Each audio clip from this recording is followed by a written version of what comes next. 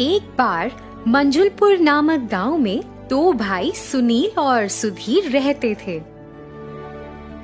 बड़ा भाई होशियार मगर घमंडी था और छोटा भाई सुधीर बहुत दयालु था और लोगों से बहुत नरम दिल से पेश आता था। रोज सुबह सुबह सुनील अपने काम पर निकल जाता, 4 बोरी नारियल खरीदता और गांव के बाजार में बेच आता।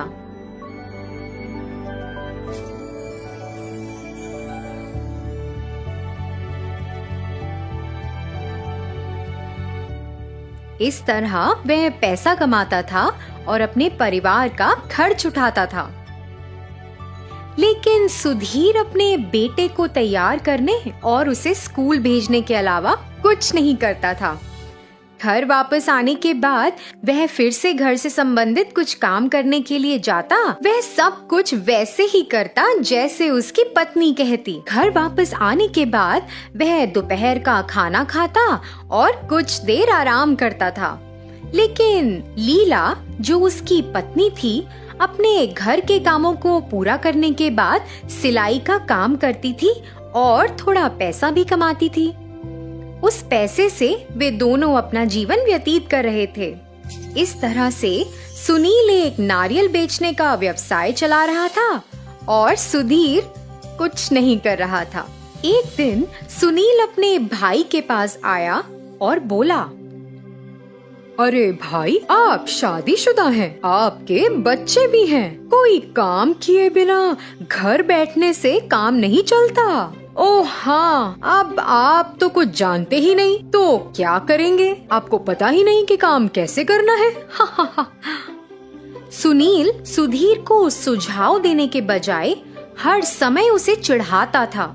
सुनील की यह बात लीला को पसंद नहीं आती थी। हे भगवान, इसे तो और कुछ काम ही नहीं है, ये तो बस सुधीर को चिढ़ाता रहता है। इसका मुंह बंद करने के लिए सुधीर को कुछ काम करना शुरू करना होगा। ये तो और भी लोगों के पास जाके ये सब बातें करेगा और बाकी सब लोग भी सुधीर को चिढ़ाने लग जाएंगे।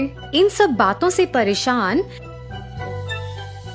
एक दिन जब वह अपने विचारों में खोई हुई मंदिर से अपने घर वापस आ रही थी, रास्ते में अचानक एक संत ने कुछ कहना शुरू कर दिया। अपने पति की चिंता मत करो। और तुरंत लीला उनके पास चली गई।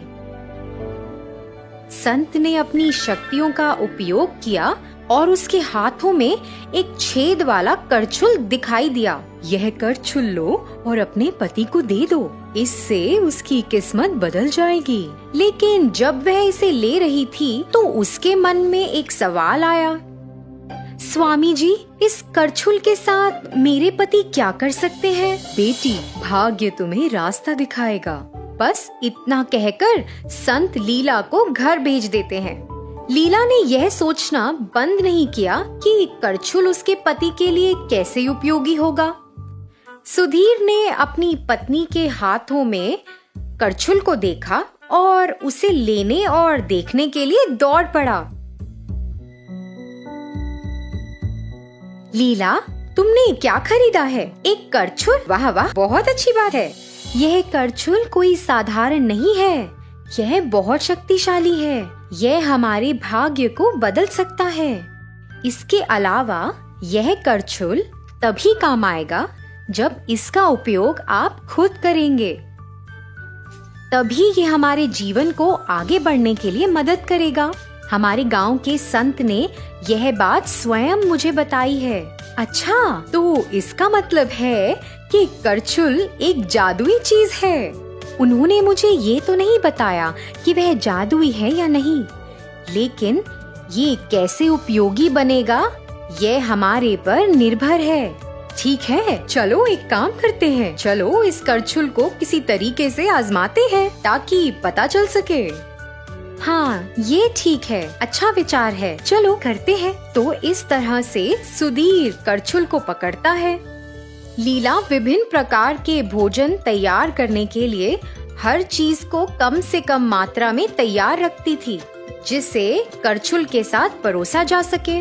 सबसे पहले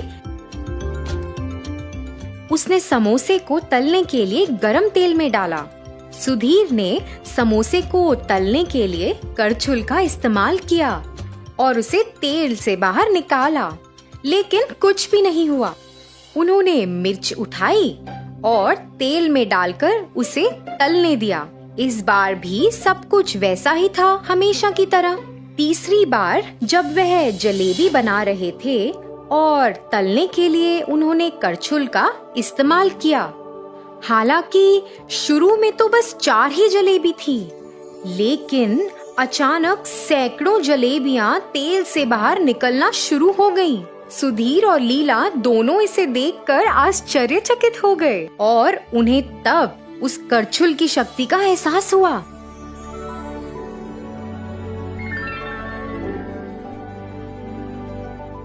अरे लीला, मैं ऐसा करना जारी नहीं रख सकता, मेरे हाथ दर्द कर रहे हैं। अरे बाप रे, बस एक नजर डालो। और सुधीर ने घर की ओर देखा तो वहाँ सैकड़ों जलेबियां थीं। सुधीर तो उन सबको देखकर हैरान ही रह गया। अरे लीला, हम इसे कैसे खा सकते हैं? हे भगवान, आप ऐसा सोच भी कैसे सकते हैं कि इन सभी जलेबियों को हम खा सकते हैं? मुझे लगता है हमें एक काम करना चाहिए। हम इन सब जलेबियों को गांव में जाकर बेच सकते हैं। अगर हम इन्हें बेचेंगे तो हमें कुछ पैसा भी मिलेगा। उस पैसे से हम अपने जीवन को बेहतर बना सकते हैं। अब समझ आ रहा है कि संत ने मुझे क्या कहा था। ठीक है, लेकिन अगर हम इस जलेबी को गांव में बेचना चाहते हैं तो इसका स्वाद बहुत अच्छा होना चाहिए, तभी गांव के लोग इसे खरीदेंगे। जैसा कि सुधीर ने कहा, उन्होंने जलेबी का स्वाद चखा।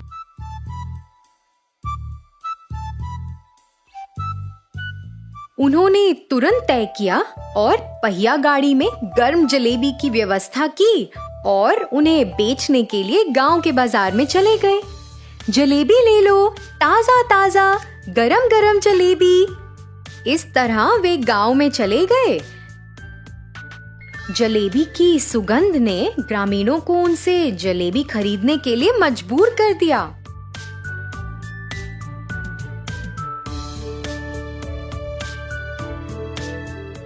उस समय सुनील अपने रास्ते पर लोगों के एक समूह को देखकर सोचने लगा, अरे यह सब क्या हो रहा है? इतने लोग यहाँ इकट्ठा क्यों हैं?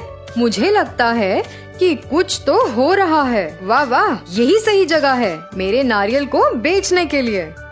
उसने ऐसा सोचा और वहाँ चला गया। जैसे जैसे वह करीब गया, उसने खुशी खुशी जलेबी बेचते हुए सुधीर और लीला को वहाँ देखा।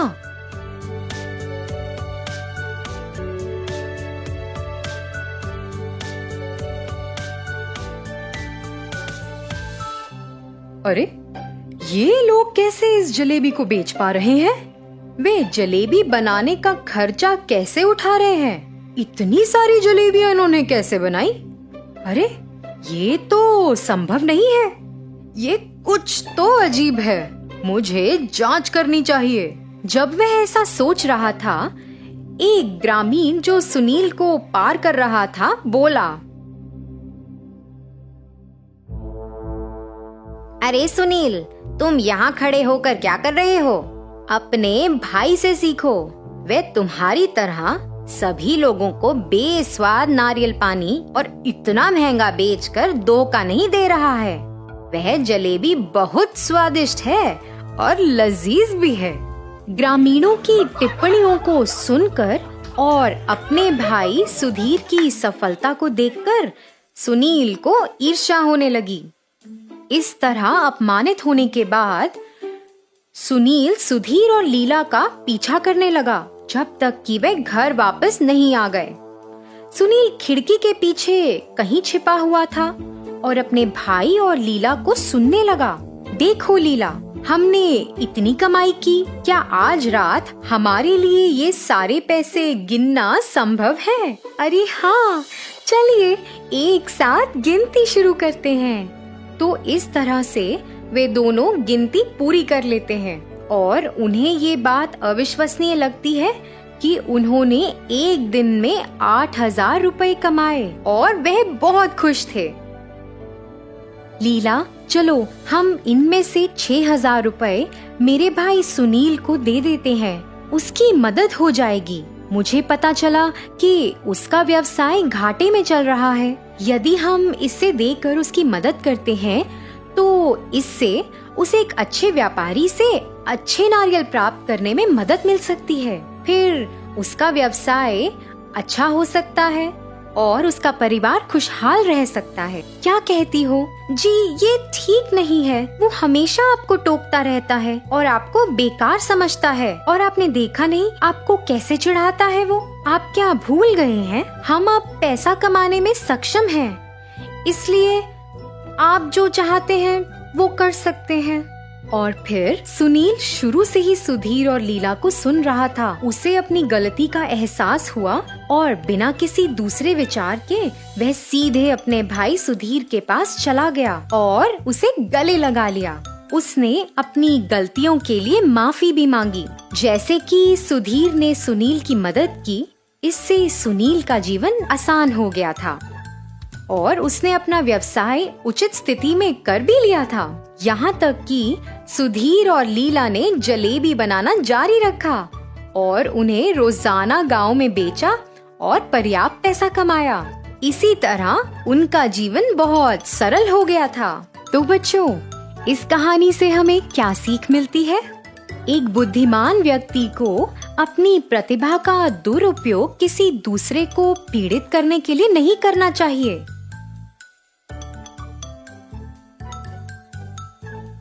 हमें हमेशा विनम्र रहना चाहिए। बदले में आपके जीवन में सब कुछ अच्छा होगा।